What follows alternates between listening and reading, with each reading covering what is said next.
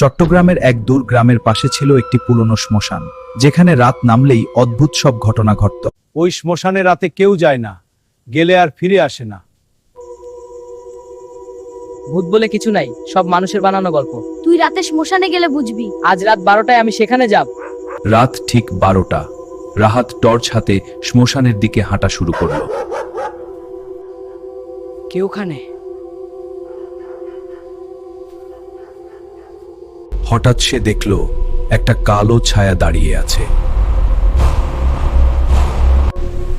তুই এখানে কেন এসেছিস?